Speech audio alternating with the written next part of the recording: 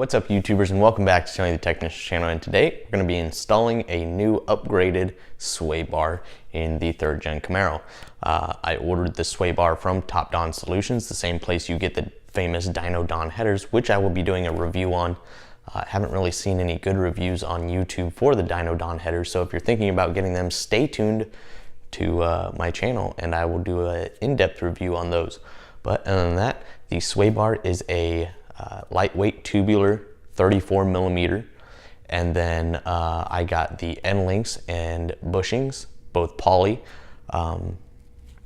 from Hawk's 3rd gen. So I kind of mixed and matched, got what I needed for a better price than what you would if you bought a kit with it all together. This cost me about $120 without shipping and everything, whereas other kits will run you, well, anywhere from $200 to $600, depending on if you just get the front or back or whatever. But anyways, let's get to this install. Let me know what you guys think, and I hope you guys enjoy. Thank you guys so much for watching. Okay, YouTubers, so we're gonna be removing the sway bar right here, the end links and the bushings. But first we're gonna start off with the end links.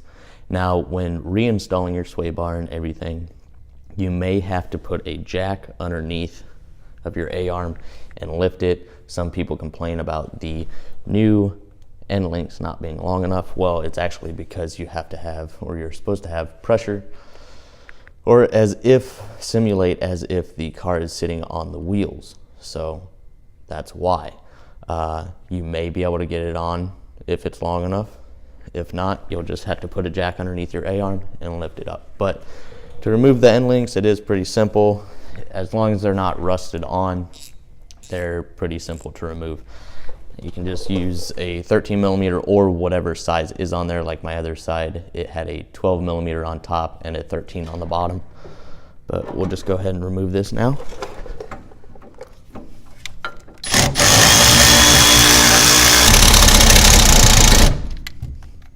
And that is only jamming up because we have paint and stuff towards the top. So I'm gonna go ahead and clean that off, and then we will get it removed. And I'll show you what the end links and everything look like once I have that off. So I'm just going to use a normal ratchet.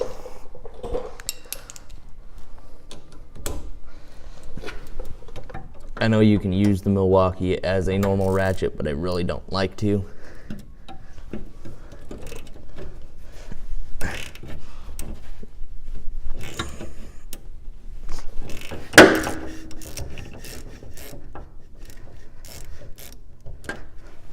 Okay, so we basically just had undercoating on the top of that bolt from when I undercoated everything.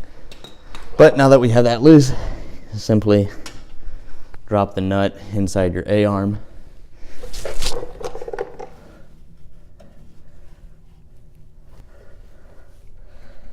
Yeah, I don't know where that went. But in order to remove it, you just simply remove the top bushing and the metal plate or washer, and you should be able to slide the end link out the bottom, just like that. And then don't forget to grab the rest of the end link. I've already got the other side done, so now we're going to get underneath and remove the bushings that hold it onto the car. So this is going to be your sway bar bushing, and if you do have a Wonder Bar, it is going to be located above the sway bar bushing, so you're going to remove these 2 bolts right here. Now if you do have a Wonder Bar, be careful because both your sway bar and your Wonder Bar is going to come down at once. So I'm going to go ahead and loosen up this side, show you that, and then I'm going to work on the other side and go from there.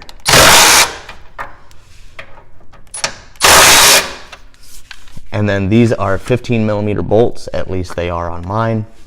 And when we reinstall, it's going to be set to around 30 foot-pounds.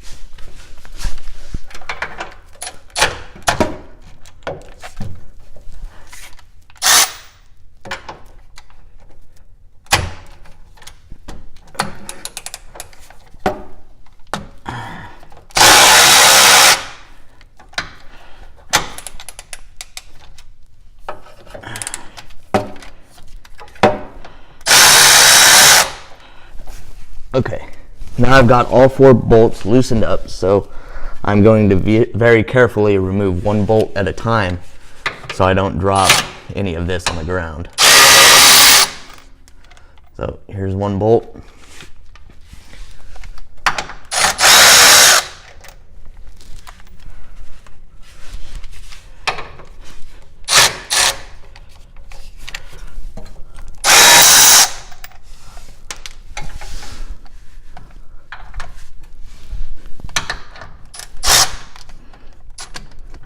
Try not to drop this on my head.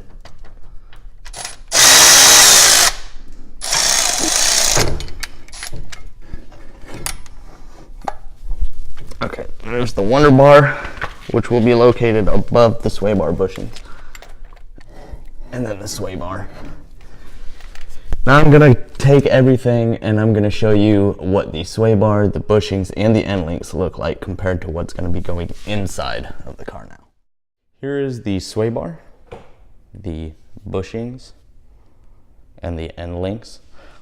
The driver's side is actually shorter than the passenger side. In my case, I'm sure one of them was replaced, if not both of them, at one time. And these were just the stock rubber bushings and the stock 27mm sway bar. Could vary from model and year. And the rubber over time just absorbs oil and chemicals and everything, and it begins to swell and crack. So that is one reason I am replacing everything. Same thing with the end links. They get kind of chewed up and swollen and cracked as well. This one's actually got a tear in it. And yeah, the 27mm sway bar. And now I'll show you what's actually going to be installed. Here is the new 34mm sway bar, the new poly end links and poly bushings for a 34mm sway bar. These are from Hawk's 3rd Gen. This is from Top Down Solution. All of it all together probably ran me around $100 to $120. So this is poly instead of rubber, so it should last longer. Just better for suspension. Both rubber and poly have their pros and cons. It's nice because this bushing bracket does include a Zerk for greasing the bushing. I'm going to go ahead and just run some grease inside of here as well, and then I'll also test out the fitting to see how well it works. And then, you can see the hole inside. The end links, much nicer, lock nut. So we'll compare that to both lengths. So here are the original ones. It's going to be the length of roughly this end link here. Obviously a stronger and better material with these new end links compared to the OE. But now I'm just gonna go ahead and grease these, and then I'm gonna try and install the sway bar and the Wonder Bar, and then I'll show you what it looks like, and we'll torque it to spec and all of that. It's gonna be in the exact same steps as before, just reverse. You're going to install the sway bar with the bushings and then finish up with the end links and the A-arm. So I'm gonna go ahead and do that now. So here it is all installed. Here you can see the bushings and sway bar and Wonder Bar. Then I torqued them to 32 foot-pounds on the bushings here. And that was basically it. Now, there was quite a bit of cussing involved in this because it was really hard to hold up the Wonder Bar along with the sway bar and the bushing mounts with the grease on them and get the bolts started. I mean, I was fighting it left and right. It's not a difficult job, but if you're doing it by yourself and you're trying to hold all this up, it's not a fun process. Now, if you have a friend, they could be very useful in holding it up while you get the bolts started. In that case, it wouldn't be that bad. Then I was trying to fight, once I got one bolt in the bushing, trying to get the other one lined up with the hole because the bushing kind of wanted to get cockeyed on me. So I was fighting to get those lined up as well. And I did end up throwing the end links in, not tightening them, but just throwing them in order to hold the sway bar up on this side so I didn't have to worry about fighting it later on. So I did go ahead and throw those in. I still have to torque them down, but I'm gonna go ahead and tighten those up, and that's the install. So if you want to throw your end links in, if you don't have a friend, that could help. If not, a friend would be a lot of help in this situation. But that is the overall installation of the sway bar, poly bushings, and end links. I had no problem getting mine installed without lifting the A-arm. But once you do put the wheels on and you let the car down, you do want to go back and make sure these are still tight, so you know they're set right. And then after any suspension upgrade or anything like that, you always want to get an alignment done. So don't forget about that. Hope you guys enjoyed the video. If there's any questions whatsoever, please let me know. I'll be glad to help you out as much as I can. But this is the 34mm sway bar from Top Don Solution, and the end links and bushings are from Hawk's 3rd Gen, all for around $120 instead of buying a kit from one website for about $300. So thank you guys so much, and I'll see you guys next time.